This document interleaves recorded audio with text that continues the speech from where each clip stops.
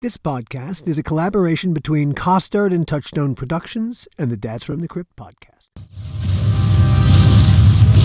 Cyborg, concentrate fire on Luthor while I call down some artillery.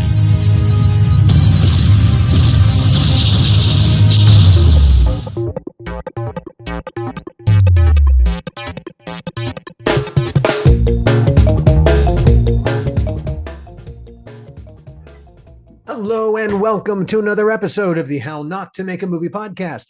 I'm Alan Katz. Before we get going, it's time for your weekly dose of nudging. If you're watching this on a platform where you can like us, please hit that like button. It really does make a difference. And really, if you like us, what's the harm in subscribing? That way you can keep in the loop on all the cool projects that we're working on. When you get right down to it, my career would be nothing without a comic book and my passion for it inspiring me. In my case, it was Tales from the Crypt or any of the horror titles published by William F. Gaines and EC Comics. Bill Gaines's other stroke of genius, Mad Magazine, was my introduction to comedy, satire, parody, and an all-around bad attitude towards the powers that be.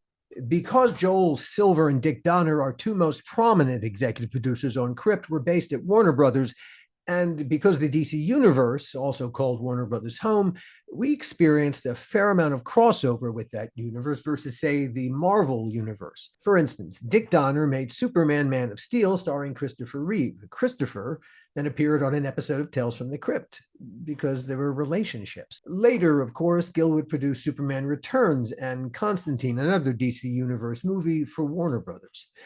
Interestingly, while Gil and I were doing Crypt, we partnered for almost a year on a TV project with Stan Lee, god of the Marvel Universe. Alas, that TV project came to nothing.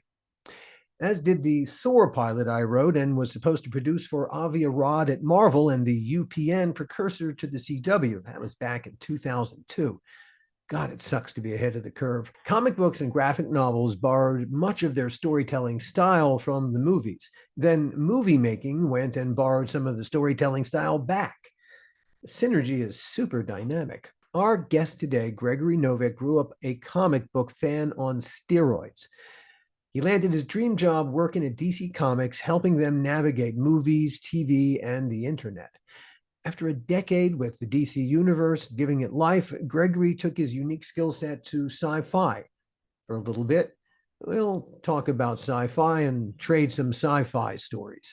These days, Gregory's got a number of really cool projects. He's going to tell you all about them. But it all started with comic books and a passion that, well, it seized hold of him at the jump. Well, we all know what that can be like, don't we? You're from New York City. I am born and raised. That's right. Which part of? I was on 61st, like on the Upper East Side of Manhattan, and I went to Lycée Français for 10 years because my mother was French, and then I went to Bronx Science, so that was a transition, and then I left New York and went to Bennington College in Vermont, so that was a whole other transition. Truly, truly, truly. Now, okay, as someone, all right, I'll give you my, for instance. I grew up in an upper middle class Jewish suburb outside of Baltimore, and a very Jewish bubble. And I went to Vassar, and I suddenly dropped into a world of wasps. Yes. Wow, culture shock. Now, you grew up in New York City, so the world, it was a different kind of cocoon. Correct. What was the culture shock at Bennington for you? The culture shock at Bennington for me was that, coming from having gone to school in the Bronx, right, going to Bronx Science, right, kids from all over the city and every kind of conceivable stripe, and at that time we're talking about the, early and mid 80s. And so you had sort of the beginnings of the goth scene and certainly the rap scene, and then, and then the kids who were into electronic music, and it was almost by, somewhat by neighborhood, somewhat by background. They were the metal kids out of Astoria, and it was, and then you get to Bennington, and it's predominantly artists, which was great for me. I mean, there's a reason I went there, obviously, and it's predominantly people who are just absolutely finding a way to just be themselves in the most kind of extreme way. And that was, but the biggest culture shock for me, which is kind of what I wanted, right? I thought I thought I was going to go to UCLA. That had been my thing. I'm in Bronx Science. I did a summer program at UCLA, a film and TV program when I was a junior in high school. And I was like, this is too big for me. And Bronx Science is a huge school. We had like 900 kids in my graduating class. And there's, when I got to Bennington, there were 600 kids in the entire school. Yeah. It's And so teeny that tiny. teeny tiny. So that for me was like the biggest thing. And all of a sudden you're in classes, with 6 other people and your teacher, and which That is what I sounds wanted. And that's why I was there. awesome. So that was, Awesome. yeah, it was a fantastic experience. It was Cool. great. So you got something out of being in Bennington. Oh, absolutely. Absolutely. Changed my life in a lot of ways. And Thrilled to yeah, hear. yeah. I feel the same way about my time at Vassar. I don't know that Gil feels the same way about his time at Syracuse. I hated those 4 years. They're the worst 4 years of my life. Oh man. At Syracuse, your class size was 6. Mine was 6,000. Right. Right. And I was taking classes that only men were taking for the most part. So, and I was living in a dorm with all football players. And so I never met women. Right. And so here's this party school. Everyone's telling me, "Oh my God, you go to Syracuse. Wow." And I didn't meet anybody. I didn't have dates. It was awful. That is unfortunate. Yeah. I feel for you. Yeah. That's tough. There you go. Well, all right. Well, now that we've had the sad Since part come out of it. of the episode, I'm going to ask a Doug question. Now, Sure. you want to go to UCLA Film TV? I assume so. There was already. Yeah, I mean, I grew up. to My it. father, my father was a film editor, Oh, and okay, had sure. worked on international movies. He spoke 9 languages, and so he, so I kind of grew up in the cutting room watching him, do, like with his little grease pen on the Moviola, and learning how to splice and all that stuff. And I was always a storyteller. Like I kind of knew very early on that I was a writer in some way, shape, or form, and Comic books, though. yeah. And suddenly, dots connected. Well, your dad was a film editor. Correct. Literally, you're looking at the frames. Really, Mhm. it's a frame Yeah. by frame. And really, you learned early on that movies get made in the cutting room. Oh, my father, who was no, let's say he was very clear about who he felt the storyteller of a movie was. He didn't think it was the director, didn't think it was the actors or the writers. As far as he was concerned, it was the editor who figured out how to tell the story. In a lot of ways, in my experience, that's true. Yeah. Hey, Yeah. Woody Allen got the Oscar for Annie Hall, but Ralph Rosenblum really Made the movie. No Yeah. question. Yeah, absolutely. Of course. Right. And my father would actually point to that example various times over the years. And Rightfully so. and by the way, it didn't exactly stand him in good stead, because he tended to piss off a lot of directors and producers who wouldn't work with him again, but he saved their movies. Gosh, the truth hurts, doesn't it? It does. It does. He wasn't subtle about him. He was Russian, and by birth, and didn't suffer fools very well, and But in any case, so I grew up kind of watching him in the cutting room and watching him do stuff, and I got into fantasy and science fiction very early. That was like my escape. Like and in fact, it's kind of my dad's fault. I'd seen the cartoon version of The Hobbit on TV when I was like, 9 or 10 years old. And I was telling my dad about it. And he's like, "Oh, if you like that." And he goes to the bookshelf and pulls down Fellowship of the Ring. He goes, "Take a look at this." And that was it. That was done. My days of Hardy Boys and whatever were over. And that was it. And I was off to the races. And then around 10 or 11, I started seriously getting into comic books. I'd always read them. But all of a sudden, I discovered X-Men, and for me, growing up in New York and Manhattan, I was a Marvel kid, because it all took place. The Avengers Mansion was 3 blocks from my house, and I would walk around the city looking for the Baxter Building. I'm like, maybe that's the Baxter Building. To me, like the DC stuff was actually always a bit removed. It was a bit more fantastical. It was a bit more over the top. It was a bit more black and white. Metropolis is in any town.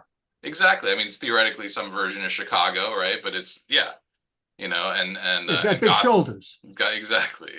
And Gotham, like, is it New York? What the hell is it?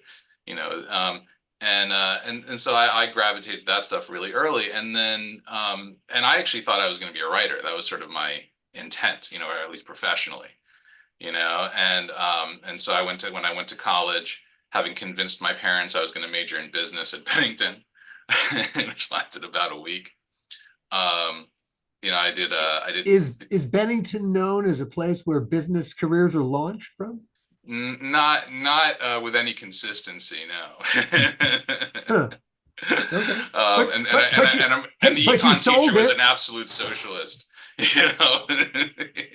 But hey, all the credit to you. You sold it to your parents. They went, Oh okay, yeah, the business degree at Bennington, that'll be worth something on Wall Street somewhere. exactly. So that lasted about a week, and I got into doing creative writing and theater as well. And I always knew somehow instinctively I was going to end up in LA and Hollywood, whether it was making movies or writing books. I didn't know. I just knew that I wanted to be part of the process. The one thing I did know, which perhaps in retrospect was erroneous, but at the time, the one thing I felt was I didn't want to start off in post-production. I didn't even really want to be in physical production, because I had done PA work as a teenager. I'd been on a bunch of different production, and I liked it and I enjoyed it. But from my perspective at that age, and this is an attitude that's changed a bit over the years, but at that age, I felt, well, production is really just the execution of all the decisions that have already been made, and everyone's suffering all the time. All I heard on production is these motherfuckers, and what the hell are they trying to do to us, and who decided to do this, and why are we doing that? And no one in production ever seemed to have any control over the thing, including the directors that I'd seen. And I was like, I want to be on the part where I can make the decisions. Like, can't I be the one making the decisions? Because that's the cool part to me, you know? And so I ended up ultimately working my way up through the executive ranks and the producing ranks. And, for good or for ill, Along the way, now your path is really interesting because just some of the places where you landed, there's perhaps some intertwining history that I'm really curious about. You were at Silver Pictures for a little bit. Yeah. At Silver Pictures TV. Yeah, so I had this weird thing that's happened in my career where oftentimes I've been the counterpoint at a company. So I'll be the TV guy at a feature company, or I'll be the feature person at a TV company, or I'll be the guy that actually reads books at a comic book company, you know? And so it's always been this kind of odd juxtaposition that I've had at various points. And I ended up having this career where I've been in like 5 or 6 different jobs where I've started a new division from scratch that didn't exist before and built it up into something Indeed. until invariably somebody destroys it for whatever, whim of the day. Yeah, that does seem to have happened, but Yeah. we'll get to all that. How was your time at Silver Pictures? I was just about to ask that. Well, I mean, you can see why I look so much older than I actually am. The thing about it, I learned a lot working at Silver, and in some ways, discounting sort of the joel of it all, in some ways it was where I was happiest professionally because I was able to actually just be a producer, right? Like I would, projects would come in, I would like them, I would develop them, we would go sell them. If we got lucky, we would go make them, and then I would be on set, and I like to think of myself as you guys know, there's all sorts of different kinds of producers, right? And the who knows, I'm sure you guys, what the hell does a producer do? And well, there's a million answers to that question. Mm-hmm. But I always considered myself sort of the best version of me professionally is that real creative producer what my answer to that question is, well, the producer is the only person who's there at the very beginning when they find the idea and says, this is a story worth telling. And they're there at the very end, right? When it's in the theaters or on TV and they're reading the ratings and they're figuring out what do we do next. And everyone else comes in and does their job and then leaves, right? Writers come in, the actors come in, post-production comes in, physical director, everyone comes in and at some point leaves. The real producer is the only person who's there from soup to nuts, from beginning to end, delivering the entire thing, and they're there for every piece of it. And in the old days, would they have called that an impresario? Exactly, right? It's P.T. Barnum. P.T. Barnum, or who am I? What's his name? The producer husband of Elizabeth Taylor, whose name just went out of my head. Michael Todd. Michael Todd, right? Yeah. Those kinds of guys. Oh yeah, sure, yeah. Oh yes, impresario is almost too small a word to. Right. Michael Todd. But he died in a plane crash, right? It would He take a did. plane crash to kill him. Otherwise, I don't know, he might have been immortal. For sure, right? I mean, yeah, I remember like, David Brown is still doing stuff at 98 or whatever the hell it was. Mhm. And so yeah, so so Silver, so I learned, so I liked the job at Silver. The thing with Joel, so I got to back up a little bit because a few years before I worked at Silver, I was at a company called Gaumont, a French company, Gaumont, right? Sure, sure, And sure, and I sure. and I was the young baby LA development executive, and there was an executive there who pushed me. She was my boss, and she pushed me to such a point. It was got to this break, like she was, she would find your buttons, right? She was one of those people that would sort of lash out and find your buttons, and she pushed me to such a point where I was like, I have a decision to make. I either have to like just break and I just become this person's creature, or it's go to hell. What's the worst thing she can do? Fire me? I'll get another job. I was young then, and and I was like, screw that. And so I sort of stood up to her, and what that did was that really set me up quite well for dealing with Joel because I had already dealt with the nightmare person who likes to find and push your buttons, and I think my philosophy, like I think Joel's a brilliant guy, and I think he's creatively has phenomenal instincts, Hmm. and he's one of the greatest storytellers to ever hang around with, right? I mean, every story ends up being about himself, but still great stories. um and so from that standpoint there's a lot to sort of admire and learn from, and sort of just sort of soak in, and particularly at that point in my career. But what I think I decided with Joel is that he likes to either get you when you're really young and are just learning the business, or try and get you much later in your career where he can rehabilitate you. And in both cases he kind of controls you.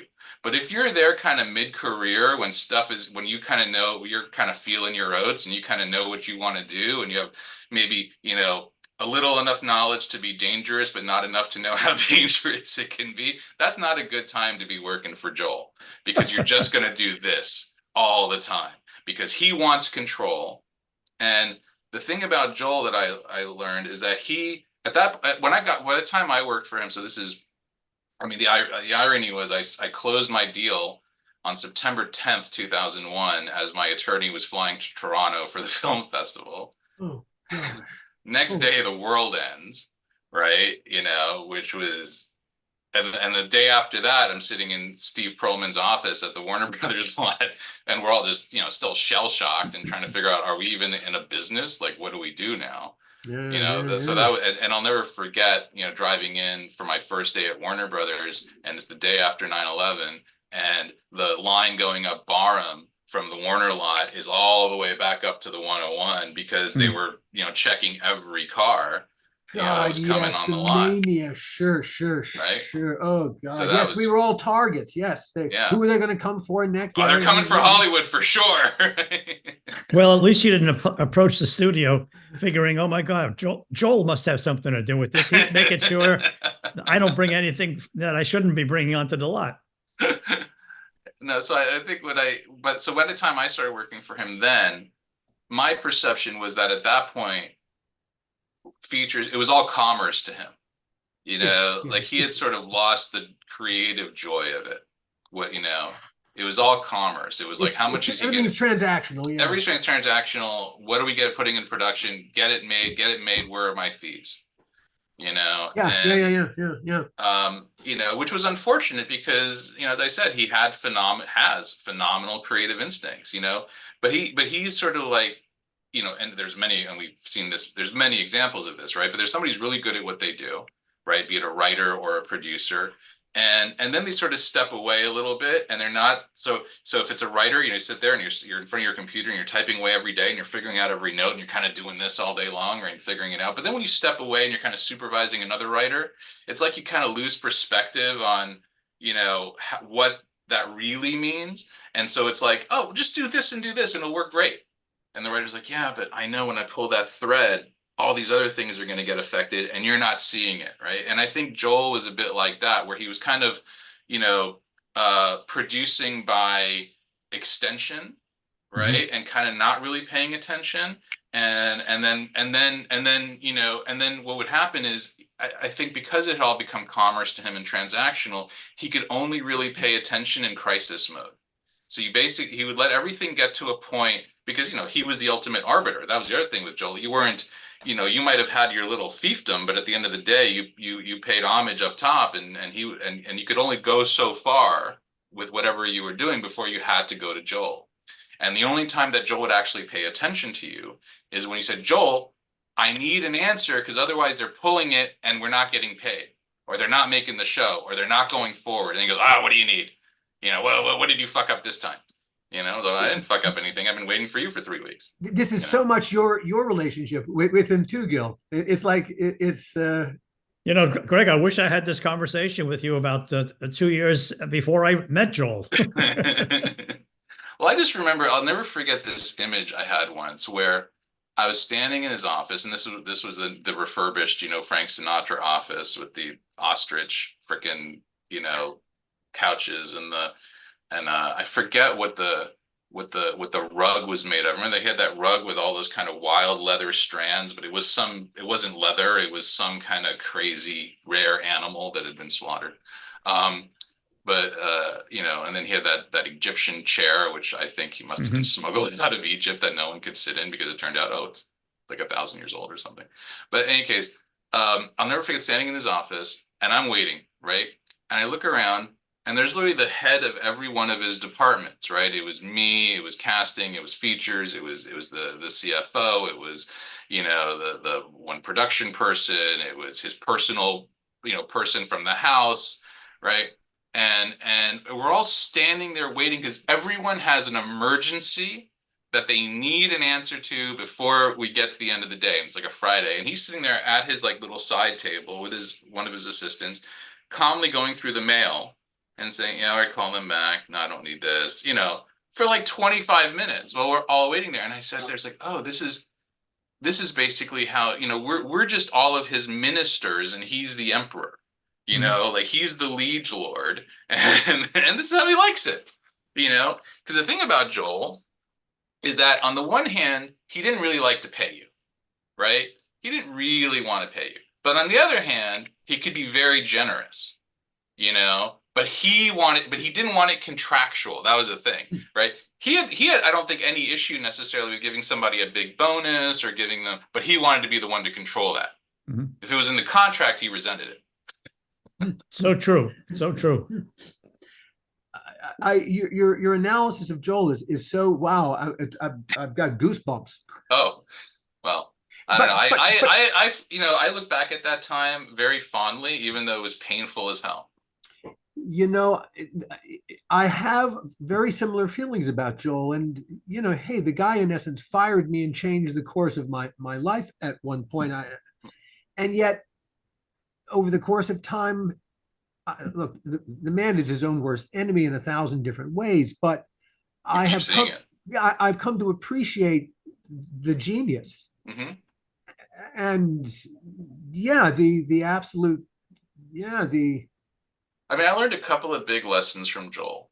One was keep the studio spending, whatever it is. Yeah. He's like, they want a blue dog, give them a blue dog. They want a yellow dog, give them a yellow. Keep them spending until you're in production, then do whatever the fuck you want. That was his attitude. From a creative point of view, I wanted to come back to the word generosity, because that was, it's not a generosity of spirit. It's a generosity of commerce. And I did not recognize his generosity of commerce at the time. Otherwise, I would have taken advantage of the offers being made to me when he made them. Right. And perhaps why my non-responsiveness to offers along the way resulted in my being incredibly dismissible. And, you know, yeah, well, when he figured out he couldn't own you, then he didn't want you. Yeah, and I, if I'd only known, I would have dangled a bit more, you know. But I was young, stupid. You, excuse me. After Joel, you seem to have gone right to another egomaniac, J. Michael. Oh, with Joe Straczynski? You mean Yeah. on Jeremiah? Well, that was actually Yeah. that was before Silver. Oh, that was before That Silver. was before Silver. Oh, so you were And okay, gotcha, yeah, gotcha. Oh, so you had gone from J. Michael to Joel. well, I'd gone from Platinum Studios. Yeah, yeah, I'd yeah. left. I'd left Platinum in 2000, and I was kind of Okay. consulting to them. And we made Jeremiah during that time, and then I went to Silver, I and then got you. after Silver, I went to DC. The thing with Joe Straczynski, you know, that's one of those cautionary producing tales, and I might as well tell you a bit here. So Jeremiah is a hugely popular European graphic novel series, been going on, still going on, I think. Hmm. At that time there were 15 or 17 volumes, and it was a post-apocalyptic kind of road warrior feel, but with teenagers, and the idea being that which we've seen this idea before, but the idea being that all the adults had died in a plague, and so a generation of kids had grown up, and now they're in their teens and 20s, and what does the world look like? And I was working at Platinum Studios, which at that time represented a ton of European graphic novels and properties, and that was one of them. And so I spent a number of years putting it together, right, as we do, right? We find a piece as producers, we find a piece of material that we love, and we convince everyone else how great it is and why it should be made and why audiences will respond. And I got it to Joe Dante and his producing partner, whose name just escapes me, but is a wonderful guy, which I'll come back to me. No worries. And they fell for it, and we got Joe Dante involved, and he was attached, and I, obviously huge fan of his, and I don't know, you guys, I think you guys have both worked with him, maybe not, but couldn't, such a lovely, amazing human, Joe Dante, really just a wonderful guy. And he came along to every meeting and was totally dedicated, and we went through a couple of different writers. Ultimately, we landed at MGM. They bought it, they loved it, and they said, okay, here are the three writers that we want, one of them being, but we really want Joe Straczynski to do it. So I went out and I lobbied him, and I got him involved, and I brought in Joe, and I got him to introduce him to Joe Straczynski, to Joe Dante, and have all these lovely meetings. We get the series order, right? First thing that happens is, before I know it, Joe Dante is gone, because somehow Straczynski engineered that.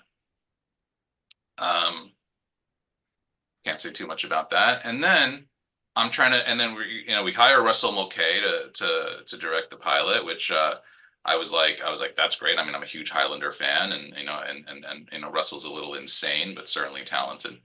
And I was like, okay, great. And I'm trying to book my flight for Vancouver and Toronto. I think it was Toronto initially. And all of a sudden I'm not getting responses, and I'm a co-producer on the show. This is like one of my first things, but my boss was an EP, right? This guy, Scott Rosenberg, not the screenwriter, but the comic book one. Mm. And he's having the same issue, but we're not getting responses from MGM. And then finally I called Joe, and I'm like, what's going on, Joe? I got to book my flight. I got to be there for the pilot. He goes, well, I don't need you there. So what do you mean you don't need me there? It's my show. He's like, no, I don't need you there. I'll make the show. It's fine. And he basically blew me out of my own show that I had spent, 4 years putting together.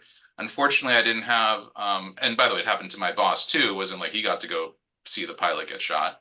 And that was one of the early producing lessons I learned, It's a good one to learn early on. Yeah. And I think, thinking through your situation with Joel and my situation with Joel, I think the reason I survived as long as I did with Joel was that I would be on that line of needing to speak to him as well. And then I wouldn't stay. I would give him a half hour. And then if I couldn't get to him, I would say, this is not good use of my time. And I would make the decision, and I would move ahead. And then later on, when he found out about it, he would say to me, you can't do that? And I said, I did it. Yeah. You can't do that. I said, well, fuck you. I did it, and it's done. And if you're not going to answer me, that's what's going to happen. And I think that's what's really enabled me to survive, because I wouldn't stay on that line waiting. And I would just say, okay, I'll do it. Yeah. And then we got into issues about, that. And then I wasn't kissing the ring. But because I got it done, I think he was sort of happy that he didn't have to deal with it any longer. I think that's the thing. It's like, the more you could, I mean, I didn't say this. One of my colleagues there said this at the time. Said that Joel woke up every morning absolutely confident in the fact that he needed nobody else. They could do it all by himself if he needed to. It was just easier to have people around to do stuff, but that he needed no one. that Yeah. no one brought any intrinsic skill set, experience, or value that he actually needed to do anything. Yeah. you know. And the story about you being, fired off your own show is I've heard many stories like that from a lot of different people where they spent a lot of energy and time and dedication only to bring in a director or an executive producer, and all of a sudden, the knife goes in. Yeah, I wish I could say that was the only time that happened to me, but I did have a little bit of satisfaction on that one. I mean, it was small and bittersweet, but it still made me very happy. So we're actually at the premiere of the show, right? And it actually, I should say, it starred Luke Perry and Malcolm Jamal Warner, who could not have been more professional. Like, just, I mean, Luke Perry, when he passed, was so sad because, like, man, he's one of those guys that was like, just I admire actors in particular who freaking show up, do the job, do it well, listen, are personable, are real, and then go home. And then they come back the next day and they show up on time. I mean, it's like people who don't work in this business don't understand like how rare it is and how valuable it is, and why some people will wonder, like, why do certain actors, why are they always in everything? You know what? Because they're professionals. They do they their show damn up. job. They Really and truly, they understand what it is and what it isn't, for fuck's sake. So anyway, so they were great. So we're at the premiere, right? And it's the reception after, and it's at the Directors Guild on Sunset, and we're all in the main lobby, and they're doing one of those receptions, right? And then I'm standing sort of in the middle, and there's Joe Straczynski, literally probably 6 or 8 feet away from me, studiously ignoring me, right? And listening to all his well-wishers. And from across the room, I hear, "Gregory, it was you! It was you!" And like this joyful, and I look over, and there's 6'3" Sam Haskell, head of William Morris Television at the time, in his, light tan, double-breasted suit with this huge smile on his face. He goes, "I was sitting there," and he's screaming it from shouting it from across the thing, saying, "I was sitting there saying, who pitched this to me? I could remember we were sitting at the Carlton Terrace in Cannes 3 years ago, and it was you, Gregory. You pitched this. Oh, I'm so happy this happened for you. How fantastic." And everyone's staring at Sam, and they're staring at me, and he's walking his way towards me, and then I could see, and I look, and there's Joe Straczynski. He still hasn't turned, but he is red. His entire face is just pink. And that felt good. So Sam Haskell, in my book, can do no prince. Wrong. He's a prince. I'll ice the Joe Straczynski bit with my own run-in with him. I got hired to do an episode of Jeremiah. Oh wow! See how involved I was. Sam Egan had taken over running the show, really the day-to-day, scut work. Right. And I got hired to write an episode, and I wrote the episode. And just at the last stages of it, I think half the money was due still. Joe Straczynski personally called me and said, "Here's what I'd like you to do for me. In other words, this is what you're doing for me. My assistant is now your co-writer." And that was it. Wow. She did not. Oh, right. Yeah. Her name is on the script, and she got half the money, and I guess there were some benefits that she needed because she got them. Right. And that was that. And I got a call from Sam, I think it was just before or just after, apologizing profusely for what was about to happen. And he said something to the effect of, in this world, in the J. Michael Straczynski world, this is how it goes. Yeah, I mean, that's not the first time I've heard that from various showrunners who have done things like that, over the years, and it's, yeah. So there are horrible, horrible people in this business, and they're creative. Look, yeah, Joe Straczynski is a very creative, talented guy. I would never impinge his talent or impute. He is a smart, creative, talented guy. A great storyteller. Great storyteller, has done some great work. I think his problem is, as Joel Silver once told me, Your people skills are shit. Now, and on that, we'll transition away from horribleness into in December 2003, you got hired as president of creative affairs at DC Comics. Senior vice president, I think it I'm sorry, was. senior vice I think it president. was senior vice president of creative affairs at DC. Yeah, I had, obviously I was a comic book fan growing up. And while at Silver, we'd actually developed a version of Green Arrow. And so I had gotten to know the DC people, Jeanette Kahn and Paul Levitz at the time. And Jeanette had been the publisher and legendary publisher for many, many years, and had handled all of the Hollywood interactions for a long time, but then she was transitioning to becoming a producer, and Paul Levitz was coming on as president and publisher. And the one thing he decided very early on was the last thing he wanted to do was deal with anyone in LA. Is he still with us? Yeah, yeah, absolutely. Yeah, Paul's still here. He's teaching at Columbia, actually. In New York? Yeah, in New York. Wow. In New York, and doing a lot of editing and some writing and all that. God, I haven't stuff. spoken to Paul in many years. No, he's great. I mean, I had a lot of, and one of my favorite Paul memories was actually ending up at dinner at a sushi place on Sawtelle with him and Neil Gaiman and Roger Avery. And Roger and Neil were working on Beowulf at the time. And so we're sitting there, and Neil and Paul are actually the same age. You would never know it looking at them, because Neil looks like, a rock star, and Paul looks very much like a kind of a staid, university professor. And but Roger and Avery and I are just sitting there listening to these two guys go back and forth about comic books in the 50s, 60s, and 70s, and different storylines and editors and who drew what. And we were like kids in a candy store, just like, oh, this is the coolest thing ever. Pinch me. God, oh my God, what a wonderful thing to have been a fly on the wall to. Oh yeah. So Paul and I got to know each other while I was still at Silver and working on Green Arrow, and then they approached me about the job as I was transitioning out of Silver, which is a whole other story. Another lesson that I learned about, when they come to you and say, oh, just, reduce your contract by 3 months so we can line it up with the TV deal, and then they get rid of you. That was fun.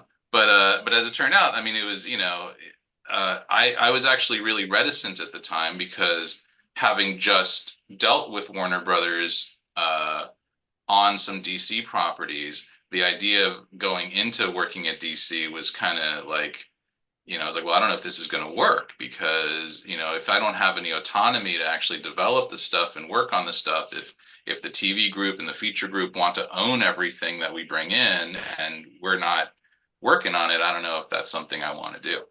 And, but I was assured that that would not be the case.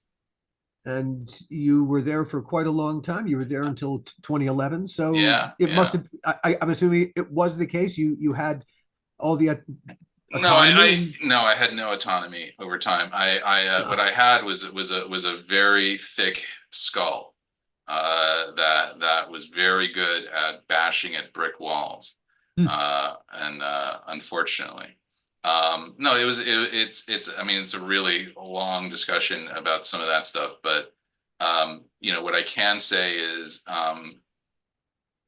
I loved working at Warner Brothers during those years. It was a really great time to be there in terms of the movies that we put out, and I got to play on, Dark Knight and Batman Begins. I mean, when I came in, they had just finished shooting Catwoman. So I can honestly say that I had no piece of that movie way. And on the animated side, because I ended up, part of it was creative affairs. So it wasn't just features and TV, but it was animation. It was ultimately, some gaming stuff and interactive stuff. Anything that had moving characters based on our stuff, I touched on in some way. And I think part of the reason that Paul hired me at the time was because I was obviously comic book cognizant and knowledgeable, but I wasn't a diehard DC fan. He knew that I was a Marvel fan.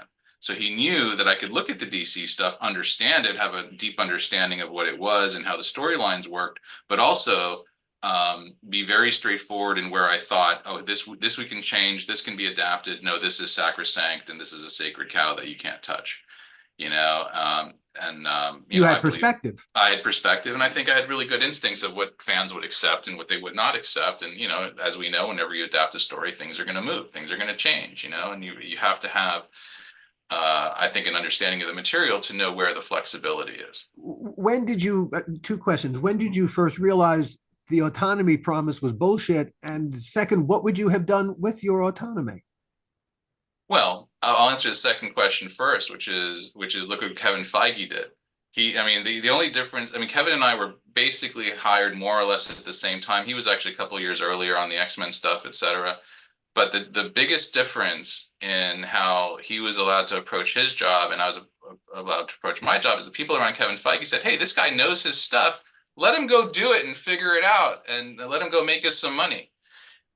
In my case, it was like, oh, Gregory really knows his stuff. How do we keep him out of the way so we can do what we want? You know, and let's call him in when we need him, you know. And so I sort of knew it right away because I'd already been working with Warner Brothers a couple of years. I knew the executives on the feature and TV side. What I was betting on, and did work at sometimes, was my relationships with them and my passion and my understanding of the material, and also the fact that you know, I knew that they were going to focus on Superman and Batman, basically, and I also knew that DC had this ridiculously large library of non-superhero things, of things that had nothing to do with Superman and Batman, that were just as viable narratively, that had just as much value in terms of being adapted for film or for television or animation, what have you. And that's where I focused my energies. And I focused my energies also on the animated side because when I came in, the DVD group or the home video group, I should say, you know, they were doing things like, you know, Batman versus Scooby-Doo and Superman versus Frankenstein, and it was all aimed at little kids. And the sales numbers were anemic and trending downward, and they didn't know what to do. Are they, you know, and I was sitting there going like, hey, you know who liked animation? Me. You know, at that time, you know, whatever it was, 32-year-old me, right? 33-year-old me or something, you know, saying, hey, you know, and people like me, nerds like me, like animation. And we, you know what we want to see? We don't want, and they'll watch the kid stuff because that's all that's there. But you know, what'd be really great is if we could do the stuff that's based on the storylines that we like, you know. And my entire dream in Hollywood always was like, people say, "What do you want to do?" I say, "You know what? You know where I want to get to in my career? I want to get to a place in my career where I walk into a room and I say, this is what I want to do next,' and people say, great, go do it." Wouldn't that be awesome? Wouldn't that be awesome? That'd be cool. But Well, the Batman can, was one of your, it came out of your. the Batman the animated show? Yeah. That happened while I was there. Absolutely, that was the next iteration after they did the Justice League stuff, and they later did Batman Brave and the Bold. I mean, I have to give series. What a cool those series. were cool. I mean, I have to give really a lot of the credit to obviously Warner Brothers Animation and their team, and Bruce Timm and Sam Register, who ran it for a long time, and before him, Linda Steiner, who was there. I mean, all we did, I mean, I can't take credit for the, the design of those shows or the feel of those shows. But what I can, take some pleasure in certainly is when they brought us those concepts of us at DC being like, yes, this is the way to do it. Because we had seen a lot of stuff that got killed, for various reasons. That was good. That would have been great, And so things like that, things like the early Teen Titans animated one before they did Teen Titans Go, a lot of that stuff, I think, had we not been supportive, would not have happened the way it happened. But that's did you have any relationship at all with Ben Melniker or Michael Uslan? Yeah, Michael Hughes, very much. Yeah. I mean, Ben, I met a few times, and always very pleasant to me. But Michael Uslan I know very, very well. And I actually look up to him because his deal on Batman and the DC properties is really really one that should be taught in law schools. Mm-hmm. The way that he managed to basically hang on to those rights, and well, I think a lot of that had to do with Ben. Oh yeah, certainly. Ben was a vice president of MGM. Exactly. Under the guy from CBS 100 years ago. When I first came out to California, I was working at MGM Music with Mike Curb. Wow. And so every 3 weeks I had to go to the studio. I had an office on Sunset near La Brea. have to go to the studio and meet with the people at MGM, and Ben Melniker was one of those guys. And Wow. and I wanted so much not to be a financial guy and not to be in the music side. And the only guy that would really listen to me and talk to me was Ben Melniker. Oh, wow. And I foolishly decided I have to go back to New York and go back into theater and start again. I probably should have said to Ben Melniker, I'll take no salary for 6 months. Let me just work for you or for somebody that you think I could learn from. Right. Years later, when I made Constantine, and Ben Melniker was one of the executive producers of it, Yeah. and he was like 94 years old. Yeah. They said to me one day, "Do you know who Ben Melniker is? He wants to come to the set." And I said, "Are you kidding me? Of course I know Ben Melniker, and I want him to come to my set, and I will take very good care of him." And we did. I mean, Yeah. I waited on him hand and foot, and he recalled meeting me, 25 years earlier Wow. at MGM and saying, look what you did. You're now, producing Constantine.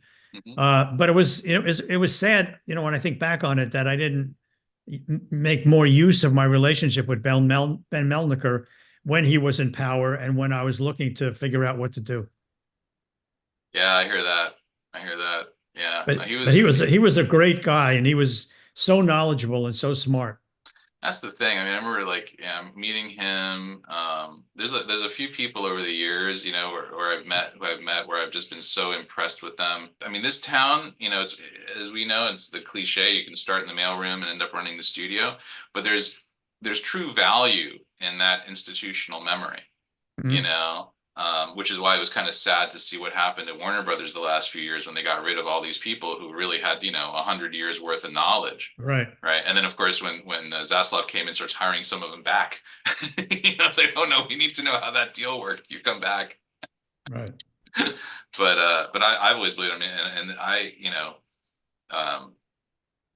especially, growing up with my dad and sort of seeing how he interacted and understanding, it's like I always look at like anyone that's been around in this business longer than me, let me hang out with them and see what I can learn and figure out, I mean, I think it's part of why you and I got along initially, Gil, was because obviously I knew who you were and I was a huge fan of you guys and Tales from the Crypt and everything. But, I mean, as you know, Alan, like, Gil just comes across as like, competence and intelligence personified. Like, you just know that things are going to work out if Gil's around. No, even in the darkest days during our estrangement, regardless of anything else I would say about Gil, I would say that he's an amazing producer because he knows if you got $1 to make your movie, don't spend $1. And if you can do it for 99 cents or 98 cents and make it look like $1, even better. And meanwhile, I'm trembling in my pants every time I'm thinking about how I'm going to spend, whether it's a $2 million picture or a $200 million picture. I still have the same problems and fear and concerns. And I remember Constantine. That was a fun one because it was such a good script. And and I'm a huge fan of Keanu's, though having him cast as obviously as John Constantine was controversial at the time. And sure, even for me as a fan, it was a very difficult thing to take, like changing it to LA from London, all that kind of stuff. But it was like, okay, well, we're making the movie. But it was such a good script. And it was so well done. But for me, the part of me that really kind of rankles was really, and you'll remember this, Gil, was dealing with the coda, with the tag at the end, and how the studio wouldn't let us do what we all knew how it needed to be. Yeah. And they just wouldn't let us do it. I wonder what they're going to do with the sequel. I hear that they're going to make another one. Keanu's agreed to do it. Yeah. And Francis has agreed to direct it. And I just wonder what they're using as a script. It'll be interesting. I mean, I would presume that James Gunn will have some sort of oversight over that and be able to steer them in the right direction. I mean, there's so many phenomenal Constantine stories. But yeah, I don't know. But I was, I just remember seeing Keanu at the premiere party afterwards, and it was like one of the most, and we'd met a few times on the set, and I didn't expect him to remember me, but he did. He's like, "Oh, you're the DC guy," and I was like, "Yeah." And I was like, "Man, it played great. The movie really played great." And he like throws his leg up. It was like there was like a banquette, and he puts his leg up, and he's like, it was Constantinian, wasn't it? You know, so He's one of those guys that, you know, I've only worked with him that one time, but he was such a sweetheart. I mean, he was such easy to work with, very down to earth, you know, listen to what I have to say. Another total pro, you know, another total pro, and also just his enthusiasm was kind of infectious, you know, it's real. Yeah. You know. But yeah, no, that was you know, that was a wild one. I mean, and that was like sort of I guess I'm trying to remember if if it was Constantine where I met Akiva for the first time, or if we'd already been working together on stuff. Yeah, the Akiva DC Comics relationship was interesting. How so? Well, he's a huge fan, right? He's a huge comic book fan, and certainly knows a lot. Certainly, you know, like many comic book fans, he knows the era that he grew up with and collected. You know, and as far as he's concerned, and again, he's not alone. That's the era that matters, right? You know, you tend to love the one that you grew up reading. And so he had very definite ideas about what he could and could not, or what should and should not do. And sometimes he was right, and sometimes he was wrong. I mean, the good news about working with Akiva and his company at the time was, because he was a fan, he was very open to a lot of the stuff that I was pitching. You know, a lot of the non-traditional DC comic stuff. So whether it was, you know, 100 Bullets or, you know, whatever it was, getting the studio to then buy in was a whole other, you know, whole other scenario. One of the fascinating things about, and again, certainly you encountered this at DC, is, man, the different iterations, the different worlds as, hey, alas, time marches on. How do these characters accommodate for that fact? And all the different iterations of the DC, was it the first Earth, Earth 1? Right, Earth 1, Earth 2, all that stuff. Yeah, the all the different, gosh, what's the term? The retcons. Just to account for, okay, we're changing the rules. Everyone's going to agree. Yeah. Okay, cool. We've now changed the rules. Right. And everyone's fine. But it's amazing the resiliency of sometimes the old rules. Well, I mean, you know, it's something that we would actually tell filmmakers all the time when they would, regardless of the property, right? You know, they're like, oh, we want to change this or that, and we're like, okay, it's been that way in the comics for 75 years, or 50 years, or 40 years, and it wasn't a whim when the writer came up with it originally. You know, just sake of argument, you know, you say Iris Allen, you know, she's a journalist. Well, we don't want her to be a journalist because Lois Lane's already a journalist, and there's 15 female journalists in the DCU. So why can't Iris Allen be a nurse? Well, now you as a filmmaker coming into this fresh might think, small deal. Lois Lane's already a reporter. I don't need another reporter. I don't want to do a Lois Lane copy. So I'm going to make her a nurse. I can understand that argument, but then you're like, but Iris Allen in the comic books has been, you know, the launch point of these 55 different stories, you know, because she's a journalist, and it feeds off of this thing with Barry Allen, and it's intrinsic to their relationship, and you know, and you know, Iris West until Iris Allen, and so you start, you know, so you sort of have to explain that over time why, you know, yes, maybe it feels like a small thing to you. But ultimately, even to the audience that knows nothing about Flash and nothing about Iris West and nothing about Barry Allen, something's going to feel off. Something's going to feel a little, you know, a disturbance in the universe. A disturbance in the universe. Well, I'm sometimes very surprised at some of these filmmakers because, you know, the one thing Alan and I did and made sure we did was that with Tales from the Crypt, we didn't care as much about what the partners said or their minions in development or even HBO. We cared about Bill Gaines and what he thought. And our whole objective was to make Bill Gaines proud and happy of our TV show, because he and his dad created it. And, you know, what are we to do if we were to make a show and the guys who created it hated it or didn't like it? Because it wasn't just stories and characters. There was a spirit. There was an essence, and that's the thing. Just like your love for comic books, it captures the world in a very particular way. I don't know, checks off all the boxes inside your head. You go, you see the world the way I do. Yeah, cool.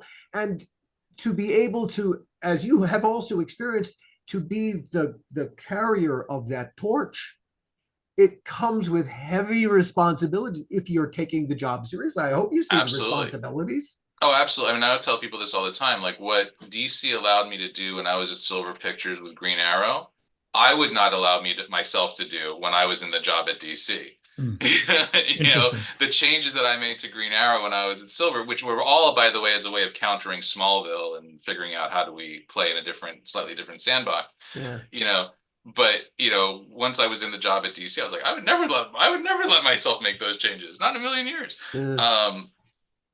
And one of the things that I did at DC, prior to that, and really, I guess I have to give it more to the credit goes to Joe Rowling and Harry Potter for the original creator actually having some agency in their work. Mm-hmm. As you guys know, prior to that, you're a novelist or a creator, you option it to Hollywood, and that's it. That's the last time that you hear from them, right? Maybe you get a premiere ticket if you're lucky. Mm-hmm. If you had a good agent.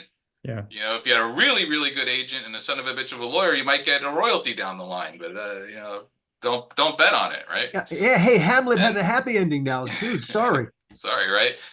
But then with Joe Rowling, all of a sudden that's when studios started to realize, oh, these people have their own fan bases that are very vocal, and we can figure out if we can harness that and get their positive feedback and energy, then we're in good shape.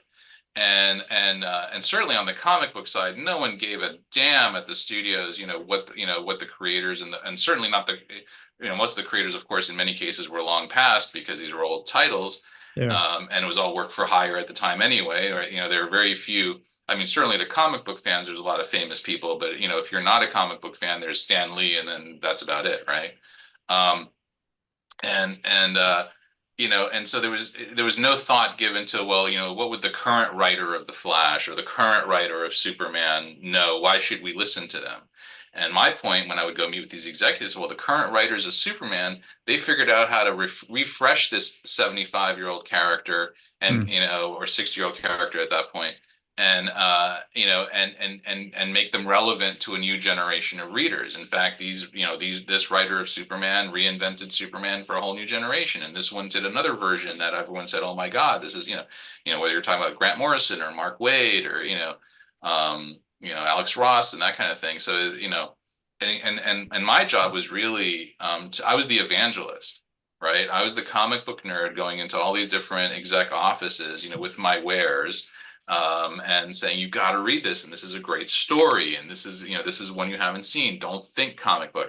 In fact, I remember getting into it was actually a dual discussion with a producer who shall remain nameless because I don't want to slam her, but we were talking about a draft of a script, and she goes, I don't like this draft at all. It's just very TV and very comic booky. And I stopped and said, wait. First of all, I don't know what TV you're watching these days, but it's way better than this script. And secondly, saying that this is you're insulting comic books and TV with this really crappy script. I think you got to reevaluate your priorities. And she really got into it with me. She's like, you can't tell me that comic book writing is good writing. I said, yes, I can. Well, when we did Superman Returns, mm-hmm. and we wanted to have Superman have a child. Oh yeah. I didn't really care what Warner Brothers thought. I only cared about going back to Siegel and Schuster's estate, mm-hmm. and finding out what the estate thought and if they would accept it or not. And I said to Bryan Singer at the time, we really have to go back to them, mm-hmm. because again, I don't want the original creators or their families and estate and relatives to look at the movie and hate it and feel like we've taken especially such an iconic character as Superman and made him something that they wouldn't approve of. And so when we went to the estate, we went and beyond Warner Brothers, mm-hmm. we actually went to the estate, and we sat down and we said that to them. We said, we have an idea. We think it's contemporary. We think it helps the character, all the reasons, but we're not going to do it unless you agree with us. And if you don't agree with us, we'll just stop. Mm-hmm. And we told them the whole story, and they loved it. And they said, no, that just, it pulls him into the contemporary world. It pulls him into a whole new audience because younger people are having kids, are having people, and then we went back to Warner Brothers, and we got a lot of resistance from Warner Brothers, and the only way we overcame that was to say, well, the estate likes it very much, and then they said, "What do you talk to the estate? What do you do that for?" Well, they were in litigation at the time. Yeah, It was heavy litigation. yeah. Yeah. No, I remember that very well. I remember, yeah. Yeah, a lot of discussions. Yeah. A lot of discussions on that. When we at DC weren't materially opposed to it because we bought the argument, about the Superman 2, that he lost his powers and that's when he got pregnant. Like like that logic was fine. The issue that we had relative to that, I'm trying to remember exactly. There was like one little tweak that we needed. I think that had to do with the timeline or something. I forget. But it was and I think the bigger discussion was was really editorially in terms of do we introduce it in the comics or not, and if so, how?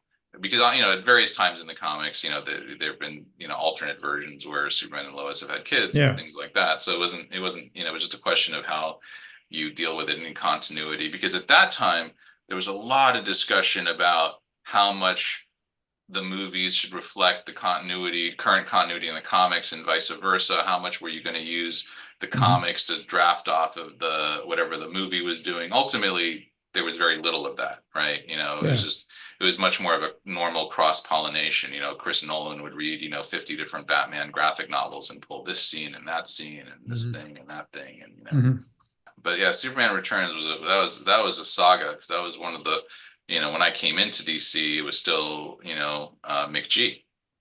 Oh yeah. Well, you came in late because I came in, it was still Brett Ratner. Oh, wow. Yeah. So no, I worked with Brett for about a week.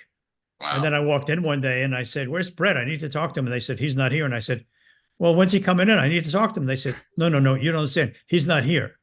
And I said, what does that mean? In the mafia sense. He's been fired. I went, "Oh, you won't see him around no more." Yeah, what do you mean he's been fired? With the fishes. And then about 10 minutes later, I get a call from the studio saying, "Gil, we let him go." I said, "Yeah, what's going on?" And they said, "Well, we're going to make a deal with McG. Do you know him?" I said, "No." "Well, you should meet him and spend some time with him." I said, "Okay, that's a good idea." And then start thinking boats. Yeah, and then we started working together for about a year. Yeah, I remember. And then one day, he and I became quite friendly, and he says to me, "By the way, how do you feel if we made the movie in Vancouver and not in Australia?"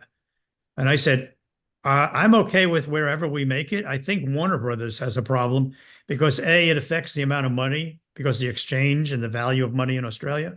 And secondly, when I was hired, they only talked about Australia. They didn't talk to me about making it in LA. They didn't talk to me about any place else." I said, "What's the matter with Australia?" And he goes, "Well, I can't get there." And I went, "What does that mean? You can't get there? You get on a plane, you go to sleep, you wake up, you're there." And then he tells me he has this thing about planes. Yeah. Which caused a whole other craziness where I hired, I said to him, I'll get the whole first class section on Qantas. He goes, "No, you don't understand. I can't fly." And then I said, "Well, I'll get the Warner's jet." And I had to call up Alan Horn and say, "I need the Warner's jet." And I mean, one thing led to another. I just remember you telling me at the time, you're like, "We offered him a cruise ship. We said we would take it." He said, "I guess you guys had offered a yacht," and he's like, "No, it's too small. I'll feel too confined." He's like, "We'll get you a cruise ship. We're going to get the whole cruise ship. You'll have a different restaurant every night." I remember you telling me this whole thing, and I was like, "Are you kidding me? He won't get on a boat?" And I said, "And I'll go with you. My wife and I will go with you, and it'll take a week or 2 weeks, whatever. We'll get no." And so, so I worked with him for a year, and then after that, he came to me one day and he says, I'm going to talk to the studio, but today's Friday. By Monday, we're going to be going to Vancouver. Right. And I said, "Okay, I hope you're right, but I have a feeling not Monday, but Tuesday, I'm going to be looking for a new director." Yeah. And he said, "You're wrong." And sure enough, over the weekend, I got a call from Warner Brothers saying, Yeah. we just let him go. Yeah, well, I remember he was agitating in the press too. He was trying to say that, for such an iconic American character, it should be filmed in North America. Why would we outsource it to Australia? That bit him in the ass. I mean, I like McG very much. I think he's actually a really good human being and a decent guy. But yeah, I mean, for us, from my perspective, our perspective, the DC perspective on that one, we were just holding our breath the whole time because we hated that script. Right. I mean, the version that McG was developing, which was, which he had come on to, which was like 17 versions from the original J.J. Abrams Nightmare script and it was just a mishmash of a lot of, frankly, from my perspective, terrible ideas that were absolutely in pure I couldn't agree with you more. of everything having to do with Superman. And so Warner's kept coming to us, getting us to say, why won't you sign off on the script? And I remember Paul saying, like, looking at me, he goes, I'm like, Paul, it's not Superman. He goes, I know it's not Superman. So we were literally there holding our breath saying, we're not approving. It was like you can steamroll us. You don't have to listen to us, but we're not giving you a blessing. It was like a remake of the Donner movie, I think of the third one, which was terrible. Mm-hmm. And it was like, why would you want to make? And then it had some really bad things, like I don't even want to get into the plot details because But when McG left, finally, then the following week they called me. I tried to reach McG. He wouldn't talk to me. Right. And I always wondered, what was that all about? Did he really think I was involved with firing him? I think, my guess is that he was shocked that they let him go. And because you survived and stuck around, that he probably did feel something. He thought he had the power of no, and he did not. Correct. Right. Correct. Right. And to this day, we haven't spoken. Yeah. Very hard to get. Well, I mean, as you guys know, whenever it comes down to the money part of it, like rebates and stuff like that will win out over any producer, director, writer. They'll let anybody go. They don't care. It's like, how are we getting our money back? Yeah, I think also part of it was he always knew, as I always knew from the get-go, it was Australia. We're making it in Australia. So he deceived everybody for a year. I mean, he should have said to them, straight up, I can make the movie, but I can't get to Australia. I mean, by the way, the only time that I've actually seen that kind of work and actually involved, it's how I ended up being in Australia for like 6 months at one point, was when they were going to shoot Gothica. And Gothica was supposed to be in Australia. And it was right. And I was at Silver, and they were supposed to shoot it in Australia, and they were going to use the same crews they basically used for The Matrix. And then my understanding is, and I don't know if this is accurate, but this is what I remember hearing at the time, was that Halle Berry was going to star in the movie, and she didn't want to go to Australia. That was too far for her. She had family commitments. I think she had just had a kid, or was something like that. When I finished Ghost Ship, I got a call from Lorenzo from the studio saying, we want you to do bigger pictures, 10-pole pictures. But I also, 10 minutes later, I got a call from Joel saying, I have our next picture. It's called Gothica. I want you to read it. I know you're going to Tahiti for a week. Read it on the boat and come back and we'll talk. I said, Joel, I'm not doing that.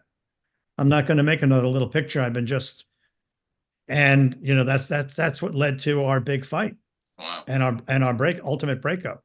Yeah, because from Joel's perspective, Warner's isn't allowed to hire you. He owns you. Right. And until such time as he's used you up and spit you out and you're no further use to him, then no one else can have you.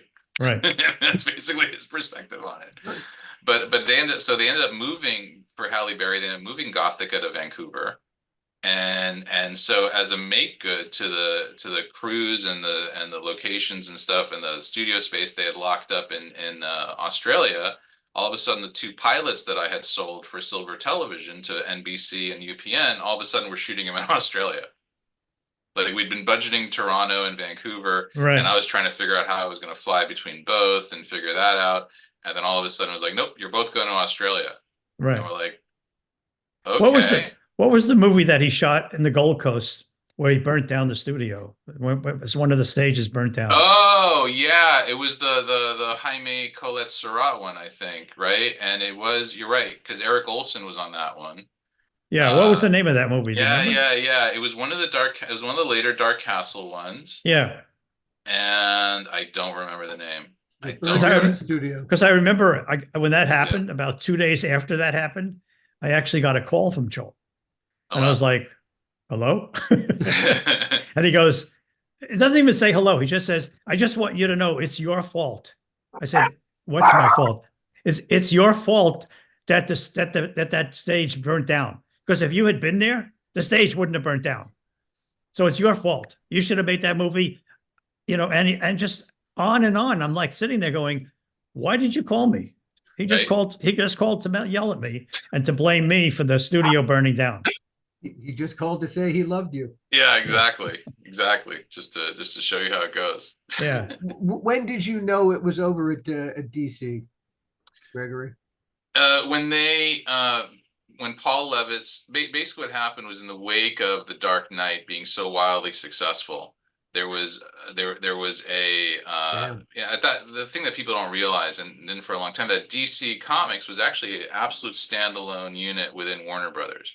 Right? It was one of the DC was one of the was acquired. It was Steve Ross acquired it back when it was Yeah. still Kinney-Cump before he even got Warner Communications. Yeah. Right? So DC is one of the earliest, whatever you want to call it now, Warner Brothers, Discovery, Time Warner assets, right? So it was always its own silo. So we were literally like, there's Warner Brothers Pictures, Warner Brothers Television, Warner Brothers Consumer Products, DC Comics, Yeah. you know?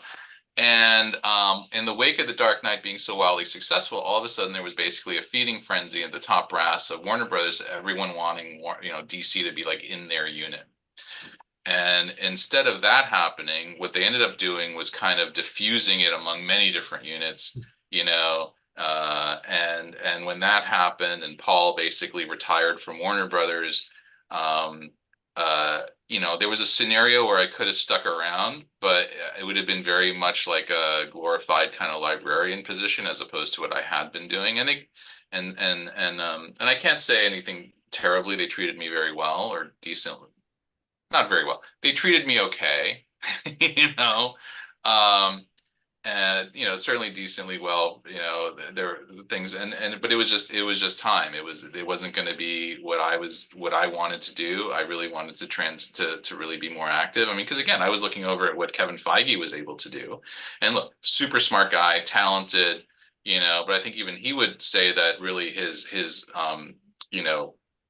secret mojo is that he's just a huge fanboy and just loves the stories and wants to be able to tell these stories. And that's all I wanted to do.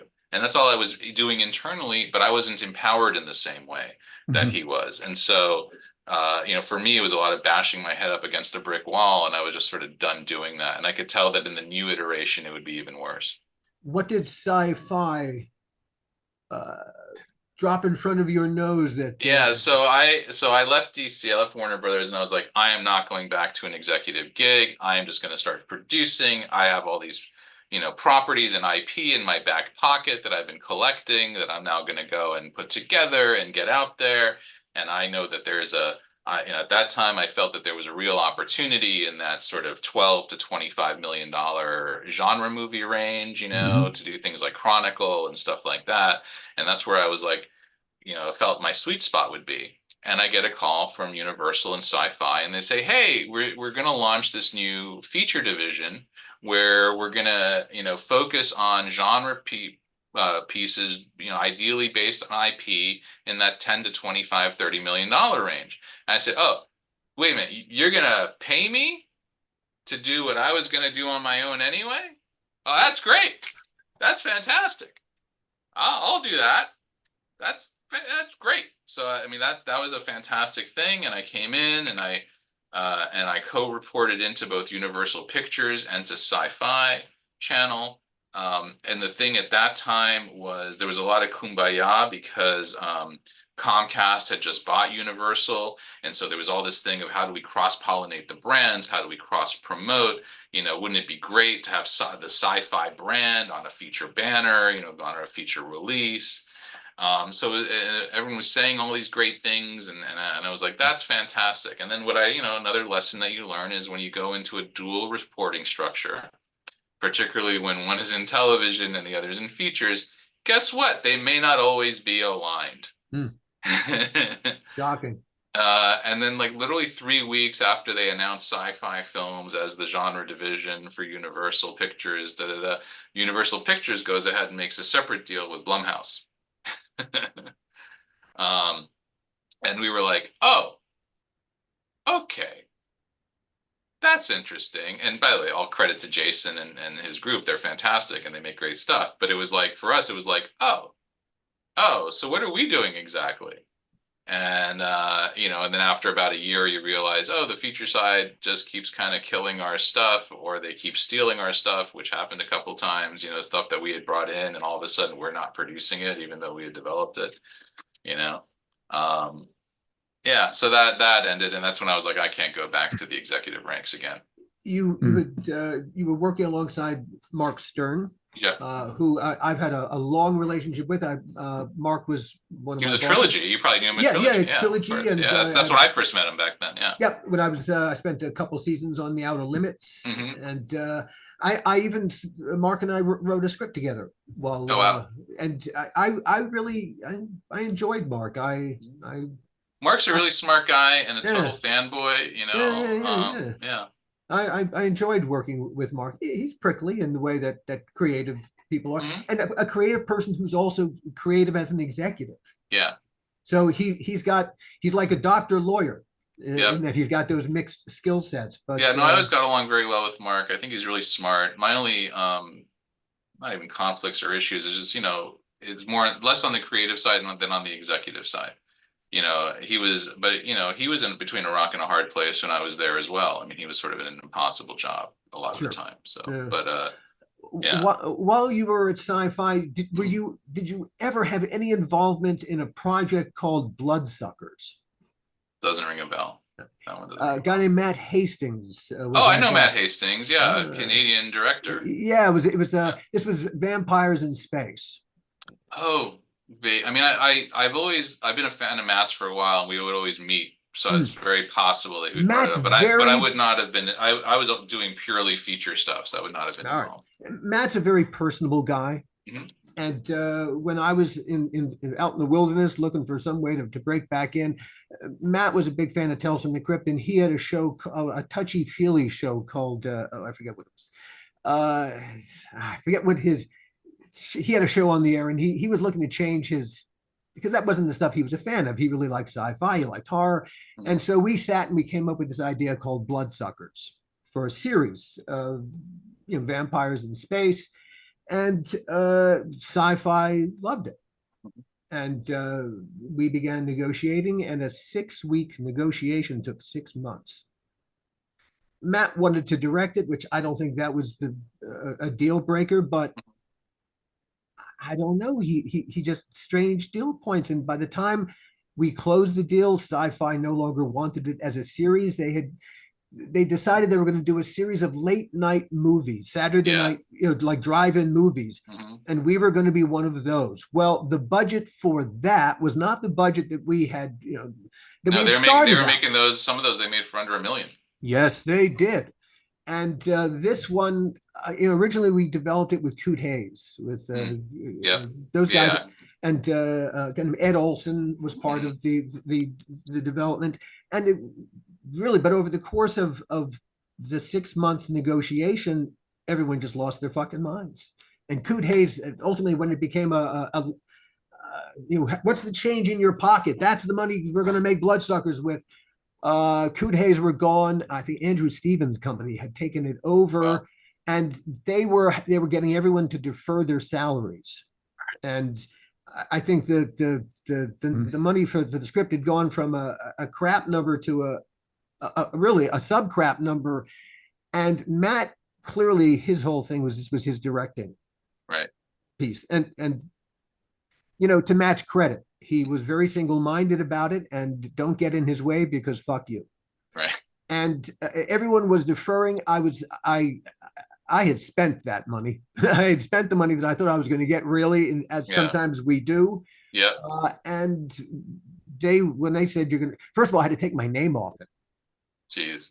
Because it was non-union. Non-union. Yeah. And so I said, well, I can't have my name on it. So I think I might still be a consultant on it. I think so. But no, I wrote that fucker but my name is not on it. And when they tried to get me to defer my salary so they get into production, I said no. And they made me come to the production company in Beverly Hills, and they were having a production meeting. And I walked into the production meeting right in their boardroom, just as like they wanted me to. And the check was at the very end of the table, at the very far end of the room. So I had to go past everybody looking at me like, you're the motherfucker. And it was like for $6,000. Right. It was like for a pittance that I said no, because if I defer it, I'm never going to see it.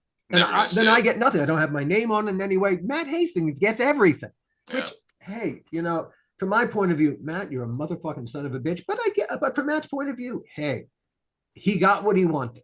And in this business, that is the beast. By the way, the key point about in terms of the illustrative part of what working in Hollywood is like, they tell you defer the money because we have no money in the budget.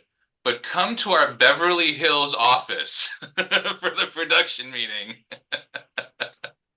where we'll have a check for you. Like, how many times, right? They keep saying we have no money, and then somebody's driving off in a Bentley, you know. I mean, I remember after the Matrix Reloaded came out, and and it did big money, but it didn't do what Time Warner had projected. I mean, Time Warner had basically projected some huge, ridiculous number and put it in their accounting, right, in terms of what their year-long plan or whatever the LRP, whatever they call it. And so it came out and did a lot of money, but not quite what they expected. And so Time Warner goes on a hiring freeze, right? It goes on a hiring freeze because they're not seeing the money, and Joel drives up on the Warner lot in a brand new Maybach. Like the day later. Like, wow.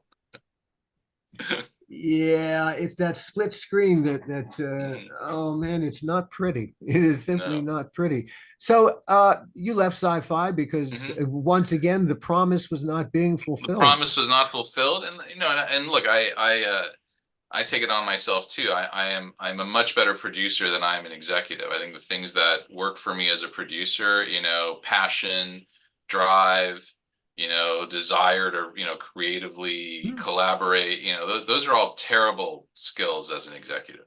Those, passion only gets you killed as an executive.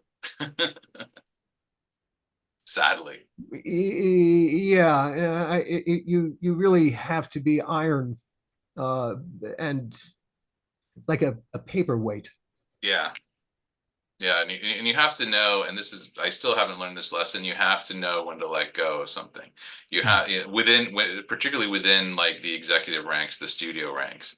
You just have to know. There's sometimes some projects for whatever reason, the forces that are arrayed against you are just too mighty, and the confidence you might have in yourself that you can overcome them may be misplaced. Your nose for material has led you since then to some really cool places. Are you to George R. R. Martin's Wild Cards? Yeah, still sitting at Universal. Just one of those long-term development kind of things. Cool project. Yeah, that's one of those. I've loved that one since I was 15. I first read the book and I said, someday, this is one of those projects. We all have those, right? Yeah. Someday I'm going to make this one. And I was lucky. I became friends with George when I was at DC Comics. I think primarily because I was such a fan of Wild Cards, which is why I wanted to meet him. When I first met him, I had yet to read the Song of Ice and Fire books. They'd been sitting on my shelf for a while, and I always wanted to tackle them, but just hadn't gotten to them. And so when he and I first met, I spent our whole lunch talking about Wild Cards, and I think he liked me because I'm like not asking him about Game of Thrones and all that stuff. And then when I left DC and I left Warner Brothers, I actually became attached as a producer to Wild Cards before I started at SYFY, with Melinda Snodgrass, who was the co-creator of Wild Cards, and I'd gotten to know her as well, and she was a veteran Star Trek, The Next Generation writer, and she and George had co-created Wild Cards, and she was at that point sort of the point person while he was off trying to figure out the books. And Game of Thrones hadn't premiered yet, by the way, when I was attached. And so I became attached as a producer, and then I ultimately go to Sci-Fi, and I carved out Wild Cards from my Sci-Fi deal because for obvious reasons I was like, I'm probably going to walk this one right in, which is what we did, and we ended up setting it up while I was at Sci-Fi, and then ultimately, for the various political reasons, we didn't really go forward the way we wanted to. The plan always was to adapt it. It was initially a feature deal with a TV component, but given the nature of the property, which is a wildly expansive, it's a superhero universe as created by George R. Martin and his friends. So it's gritty and it's sexy and it's real and there's no capes, very, and it's got a great premise of how it all sets up the universe, which is what I fell in love with at the time. And so we set it up. We've had several drafts. We've had several stops and starts over the years. The saga of Wild Cards is several podcast episodes just on its own because there's a lot of back and forth and a lot of stuff. But currently, still sitting at Universal. We hope to make it someday. Not sure what the current appetite in the marketplace is for generating, new superhero style universes. I do think that from a narrative perspective, from a storytelling perspective, we're now in a place, and have been for some time, where the idea of superheroes or superpowers anyway, it's just another arena, right? It's just another arena, to tell a story in. It's not even its own genre. It's not even, it's superheroes. It's just like Westerns. It's just like, it's its own freaking arena. You can tell any story you want, love story, romantic comedy, thriller, noir story, whatever you want, within the confines of that, of those elements. So, I always think there's even though some of the Marvel stuff has gotten a little tired and a little too diffuse, and the DC stuff, which is just heartbreaking to watch, and as someone who was there to sort of see what I knew we could have done, like what I knew that we had, the things that I thought that we had in the hopper that, had we brought them to fruition would have been pretty fantastic, versus the things that they've done in the last few years on the feature side. We were kind of like, oh, really? Some good things, not terrible things, and some stuff where you're like, what are you thinking? Or a lot of stuff, I should say. If we're being honest. If we're being honest. I mean, yeah, there's a lot of stuff where you're like, you spent that much money, and, and they decide they want to work together because both their moms are named Martha. Really? That was the line you settled on, huh? They should spend that money on things like Astro City instead, yeah? Oh, for sure. For sure. Yes. Astro City, one of my favorites. I mean, I'm not technically involved in that one these days, but I was certainly. They set that up at Fremantle, had a great draft from Rick Alexander, and Kurt Busiek was just I mean, I love Kurt, super talented, and the art in those books. I mean, I think Astro City is one of my favorites. Why do you love it? Oh, because it's this really, it's told from it's a real grounded way of looking at superheroes, and it's really, most of the stories, not all, but certainly are very, very human and again, I mean, what Kurt does in Astro City is what I was talking about before. He tells every kind of story within the confines of that universe. And so even non-superhero stories. Absolutely. In fact, the best stories are all told from basically the man on the street perspective of what's it like to live in a city where buildings crumble because there's an alien who attacked it, or all of a sudden, I mean, The Boys what's interesting about watching The Boys on Prime is, even though tonally it's the absolute opposite of what Astro City is, but it plays very much in the similar sandbox of what's it like to really live in a world, that has people with superpowers in it if you don't have superpowers. Right. Yeah. What does that world look like from the ordinary citizen perspective? Yeah. And I actually think I think these days it's an oddly relatable feel, because we're living in a world where we're seeing, massively wealthy people do things that and live in ways that the rest of us really never will, but we're all affected by what they do, with huge events really washing past us at a breakneck pace. It's really crazy. Right. Who do we have to fuck in this town to make that project happen? Yeah. Or fuck over. Okay, well, we'll do that too. You then ended up at Paramount Plus. Yeah, I was at Paramount over this last year and a half for a Yeah. while. Which again, I sort of, with the pandemic and everything, I was like, oh, do I really? I mean, I should figure out a way to, like, maybe there's a way to go back to the studio. And I've been very interested in the international space the last few years in terms of both storytelling. I get attracted just where the cool stories being told.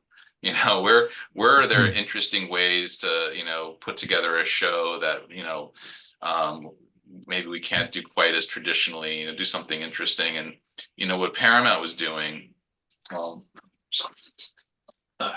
noisy out there. No What worries. Paramount was doing was that they were, at that time, they were really expanding the streamer, and they were really expanding, internationally, and they wanted someone to come in who, because I speak French, and I've worked a lot internationally, so they wanted someone who obviously understood the U.S. business and how the streamer worked in the U.S., but who could interface and interact with all their international partners and the different and the different production elements around the world, because they had actually a rather extensive infrastructure. And so that was a really exciting opportunity to come in. I was like, wow, they're building the streamer. They're getting really aggressive. We can really do some interesting things. My purview was everything outside of the continental US. So I even had Canada, I had Australia, I had, Western Europe, obviously. And so I was meeting with all these different teams and seeing all their different projects. And, the idea was that we would have things in three different buckets, just pure local language and stuff that was more pan-regional, and then stuff that would ideally work its way back into the US on the US streamer. So all this was really, really exciting. But basically, as we've seen, with Paramount, they've been going through some changes and some processes and some transmogrifications. And so it just, I ended up spinning my wheels a lot, where it was, there wasn't no one, we weren't really making decisions on what to do. Yeah. And ultimately, basically, sort of the whole structure of the organization kind of changed from under me, where I was at the streamer and I was doing creative original programming, and theoretically had a development budget and some say in green light. When the powers that be who run the streamer within Paramount decided that the streamer itself should not have development budget or green light authority, that instead it should come from the other divisions. And so that kind of made me a bit redundant. So I've been hanging out. What do you want to do next? Oh, anything but this, I think. No, I'm still working on my projects. I mean, the irony is that projects that I kind of put on the shelf when I took the Paramount job, because, I didn't want to have any conflicts, are still very much alive, because we've had strikes and everything went on pause for a whole bunch of time. And so stuff that I was worried would kind of dry up on the vine is still, very much accurate and good. And then I had a couple of projects that got returned to me in the big Warner Brothers write-down purge. So that was kind of exciting, because now they're back to me and with no strings attached, and that's nice. So and then I'm working on my own podcast to talk about my years at DC and all of that. So Talk about your podcast. Let's okay, when did you start your podcast? I haven't started it yet. I've okay. been building it. I've been just trying to figure out my stories and my elements and how I want to put it together. And I think I'm going to call it Strange Tales: My Life in the DC Universe. We are very happy to share whatever we know about this. This is a wonderful space to be in podcasting. Thank you. I'm excited for it. I mean, people keep asking me about my stories, and I've told some over the years. You're and natural. I thought I should really just collect them all in one place. And dude, we've just spent an hour and a half just scratching the surface. Yeah, I'm scratching the surface, and what was there was fan-fucking-tastic. Oh, thank you. You are a fountain of storytelling gold from a podcasting perspective, especially because we all have a lot of scars in this business, and that tends to lead to some stories. Exactament. I will share one Mark Stern story, which was very funny when at the time, because I had carved out wild cards from my deal, right? And then it did get set up, and obviously I had, removed myself from any decision making in that process. That was all Mark and the feature group to decide whether they were going to put it in development, right? But they do. And then I'm pushing, okay, well, now that it is and it's carved out of my contract, let's get my producing deal done. And it dragged and it dragged and it dragged and it dragged for like almost a year. And finally I went to Mark. I said, Mark, you got to get this done. I mean, here's my contract. Here's the project. Here's what we discussed here. I'm already doing this stuff. What's going on? He looks at me and goes, have you been kicked around and hurt a lot in this business? I'm like, yes, I have. He goes, oh, okay. Because you seem like really nervous that this won't happen. And I said, I'm glad that you've never had the experience of being fucked over, but in my experience, when you don't have the paperwork, you're gonna get fucked. And sometimes even when you have the paperwork. True enough. Indeed. Then it's like, okay, you may have paperwork. Who's your lawyer? Because they better be really expensive and scary to us, or we don't care. This is not a business for the faint of heart. No, and certainly not for anyone who's not an instinctive optimist. I think that's incredibly true. It will serve you well. You have to see the struggle and not the vicissitudes. That's correct. You have to be able to shake it off, or you just start crying all the time. Yeah, and there's no crying in this baseball. That's no. For sure. Gregory, I thank you so much for taking, the time to talk to us today. Like I said, there's so much more to talk about here. Yeah, you are a podcast. Go for it. Absolutely. Thanks. Go for it. And I absolutely, we mean it. We're happy to help you. And with whatever fantastic. limited knowledge we've acquired over a couple of years of doing this, you're a natural, you're doomed to success, I'm afraid. Well, I really appreciate the support. Look, I'm a huge fan of you guys and all of your work. I mean, Gil and I have known each other forever, and I have just the utmost, respect, and I feel privileged to call him a friend. And all I hope for is, like, when do we get to work together again on something? We'll have to work on that. We'll just have to work on that. Well, Exactly.